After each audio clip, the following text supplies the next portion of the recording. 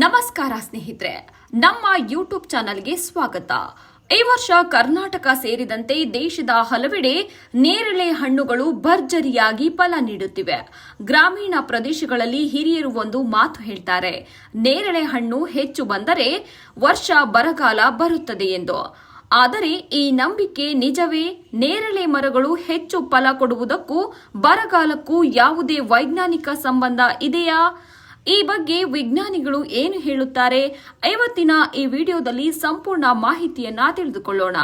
ಅದಕ್ಕೂ ಮುಂಚೆ ಯಾರೆಲ್ಲ ನಮ್ಮ ಡಿಜಿಟಲ್ ಅಸ್ತ್ರ ಯೂಟ್ಯೂಬ್ ಚಾನೆಲ್ ಅನ್ನ ಸಬ್ಸ್ಕ್ರೈಬ್ ಮಾಡಿಲ್ವೋ ದಯವಿಟ್ಟು ಸಬ್ಸ್ಕ್ರೈಬ್ ಮಾಡಿ.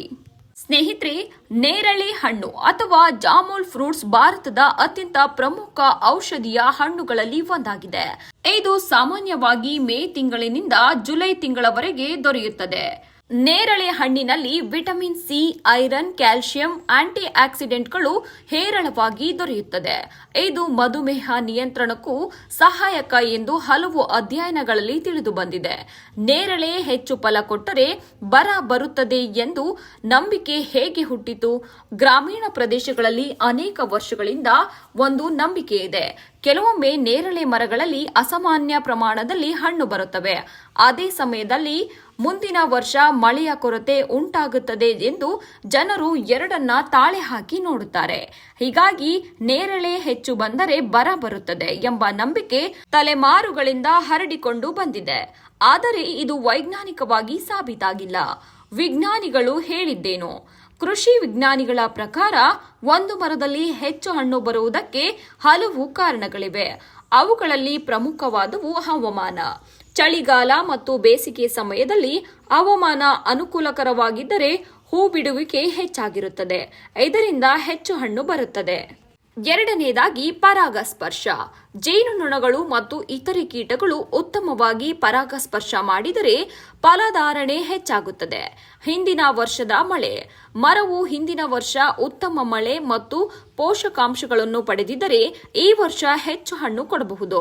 ಇನ್ನು ಮರದ ಆರೋಗ್ಯ. ಆರೋಗ್ಯಕರ ಹಾಗೂ ವಯಸ್ಸಾದ ಮರಗಳಲ್ಲಿ ಹೆಚ್ಚಿನ ಫಲಧಾರಣೆ ಕಾಣಬಹುದು. ಬರಗಾಲಕ್ಕೂ ನೇರಳೆ ಫಸಲಿಗೂ ಸಂಬಂಧ ಇದೆಯೇ? ವಿಜ್ಞಾನಿಗಳ ಪ್ರಕಾರ ನೇರಳೆ ಮರದಲ್ಲಿ ಹೆಚ್ಚು ಹಣ್ಣು ಬಂದರೆ ಮುಂದಿನ ವರ್ಷ ಬರಗಾಲ ಬರುತ್ತದೆ ಎಂದು ಹೇಳಲು ಯಾವುದೇ ವೈಜ್ಞಾನಿಕ ಸಾಕ್ಷ್ಯಗಳು ಇಲ್ಲ. ಬರಗಾಲ ಉಂಟಾಗಬಹುದು. ಹೌದು, ಮಳೆ ಕೊರತೆ, ಹವಾಮಾನ ಬದಲಾವಣೆ, ಎಲ್ನಿನೋ ಪರಿಣಾಮ, ಜಾಗತಿಕ ತಾಪಮಾನ ಏರಿಕೆ ಇತ್ಯಾದಿ ಕಾರಣಗಳಿಂದ ಬರಗಾಲ ಉಂಟಾಗಬಹುದು. ಇನ್ನು ನೇರಳೆ ಮರದ ಫಲಧಾರಣೆ ಮತ್ತು ಮುಂದಿನ ವರ್ಷದ ಮಳೆಯ ನಡುವೆ ನೇರ ಸಂಬಂಧವಿದೆ ಎಂದು ಸಂಶೋಧನೆಗಳು ಯಾವುದೇ ಹೇಳಿಲ್ಲ. ಕೆಲವೊಮ್ಮೆ ಜನರಿಗೆ ಏಕೆ ಹೀಗೆ ಅನಿಸುತ್ತದೆ? ಇದಕ್ಕೆ ಕಾರಣ ಕಾಕತಾಳೀಯ ಘಟನೆ. ಉದಾಹರಣೆಗೆ, ಒಂದು ವರ್ಷ ನೇರಳೆ ಹೆಚ್ಚು ಬಂದಿತ್ತು, ಮುಂದಿನ ವರ್ಷ ಮಳೆ ಕಡಿಮೆಯಾಯಿತು. ಆಗ ಜನರು ನೇರಳೆ ಹೆಚ್ಚು ಬಂದಿದ್ದರಿಂದಲೇ ಬರ ಬಂತು ಎಂದು ಭಾವಿಸುತ್ತಾರೆ. ಆದರೆ ಅನೇಕ ವರ್ಷಗಳಲ್ಲಿ ನೇರಳೆ ಹೆಚ್ಚು ಬಂದರೂ ಉತ್ತಮ ಮಳೆಯಾದ ಉದಾಹರಣೆಗಳು ಸಹ ಇವೆ. ಹೀಗಾಗಿ ಇದನ್ನ ಖಚಿತ ಮುನ್ಸೂಚನೆ ಎಂದು ಪರಿಗಣಿಸಲಾಗುವುದಿಲ್ಲ. ಹವಾಮಾನ ಬದಲಾವಣೆಯ ಪರಿಣಾಮ. ಇತ್ತೀಚಿನ ವರ್ಷಗಳಲ್ಲಿ ಹವಾಮಾನ ಬದಲಾವಣೆಗಳಿಂದ ಮರಗಳ ಬೆಳವಣಿಗೆ ಮತ್ತು ಫಲಧಾರಣೆಯಲ್ಲಿ ಸಾಕಷ್ಟು ಬದಲಾವಣೆ ಕಾಣುತ್ತಿವೆ. ಕೆಲವೊಮ್ಮೆ ಹೆಚ್ಚು ಹೂ ಬಿಡುವುದು, ಅತಿಯಾದ ಫಲಧಾರಣೆ, ಬೇಗನೆ ಹಣ್ಣು ಹಾಳಾಗುವುದು ಇಂತಹ ಬದಲಾವಣೆಗಳು ಕಂಡುಬರುತ್ತವೆ. ಇದನ್ನ ಹವಾಮಾನ ವೈಪರೀತ್ಯಗಳ ಪರಿಣಾಮ ಎಂದು ವಿಜ್ಞಾನಿಗಳು ಹೇಳುತ್ತಾರೆ. ಇನ್ನು ರೈತರು ಏನು ಮಾಡಬೇಕು? ನೇರಳೆ ಹೆಚ್ಚು ಬಂದಿದೆ ಎಂದು ಬರಗಾಲದ ಭಯಪಡುವ ಅಗತ್ಯವಿಲ್ಲ. ಬದಲಾಗಿ ಹವಾಮಾನ ಇಲಾಖೆಯ ಮುನ್ಸೂಚನೆಯನ್ನ ಗಮನಿಸಬೇಕು. ನೀರಿನ ಸಂರಕ್ಷಣೆ ಮಾಡಬೇಕು. ಮಳೆ ನೀರು ಸಂಗ್ರಹಣೆ ಮಾಡಬೇಕು. ಬೆಳೆ ವೈಜ್ಞಾನಿಕವಾಗಿ ಬೆಳೆಸಬೇಕು. ಅದೇ ಅಲ್ಲದೆ ಕೃಷಿ ತಜ್ಞರ ಸಲಹೆಯನ್ನ ಪಡೆಯಬೇಕು. ಇವು ಭವಿಷ್ಯದ ಯಾವುದೇ ಹವಾಮಾನ ಸಮಸ್ಯೆಗಳನ್ನು ಎದುರಿಸಲು ಸಹಾಯ ಮಾಡುತ್ತವೆ. ಹೀಗಾಗಿ ಸ್ನೇಹಿತರೆ, ಈ ವರ್ಷ ನೇರಳೆ ಭರ್ಜರಿ ಫಸಲು ಬಂದಿರುವುದು ಸತ್ಯ. ಆದರೆ ಅದು ಬರಗಾಲದ ಮುನ್ಸೂಚನೆ ಎಂಬುದಕ್ಕೆ ಯಾವುದೇ ವೈಜ್ಞಾನಿಕ ಸಾಕ್ಷ್ಯಗಳು ಇಲ್ಲಿಯವರೆಗೂ ದೊರೆತಿಲ್ಲ.